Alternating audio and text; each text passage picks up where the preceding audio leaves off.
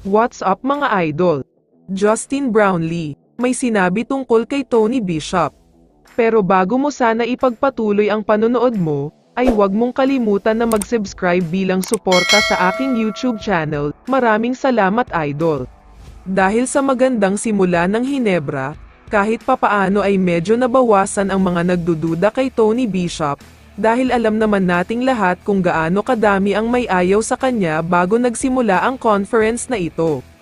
Sa ngayon ay 3-1 ang win-loss record ng Hinebra, at nakakuha na rin si Bishop ng isang Best Player of the Game, kaya naman masasabi natin na unti-unting gumaganda ang performance at pinapakita ni Tony Bishop. Pero sa kabila nga ng maganda at disenteng performance ni Bishop, may mga ilang Hinebra fans pa rin ang hindi talaga natutuwa sa kanya. Dahil ang napansin daw nila ay hindi siya kagaya ni Brownlee na clutch player at takeover mode. Alam naman kasi nating lahat ang kakayahan ng isang Justin Brownlee, napatunayan na niya na maaasahan siya lalo na sa mga crucial moments ng laro, at takeover mode siya kapag kailangan na siya ng team.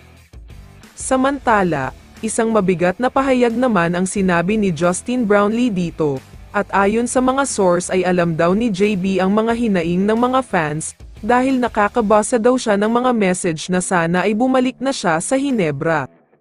Masaya siya na gusto siyang bumalik ng mga fans, pero malungkot siya sa part na madami ang may ayaw kay Tony Bishop. Magaling naman daw si Bishop at maayos din naman ang ugali nito, kaya sana ay wag ganito ang pagtanggap sa kanya.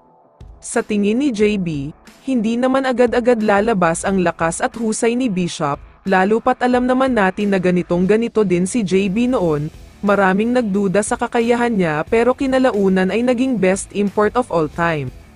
Kaya naman sana ay mabigyan daw ng pagkakataon si Bishop para patunayan ang sarili niya. Nanonood daw si Brownlee ng mga laban ng Hinebra kahit malayo siya, at sa nakikita niya ay nasa mabuting kamay naman ang team niya ngayon.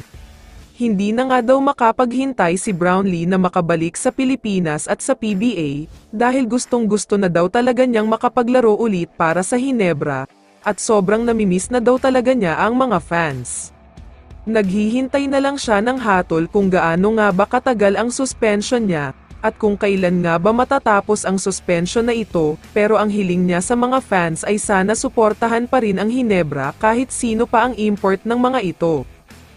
Kaya naman kung ikaw ang tatanungin idol, ano ang masasabi mo sa sinabi ni Justin Brownlee?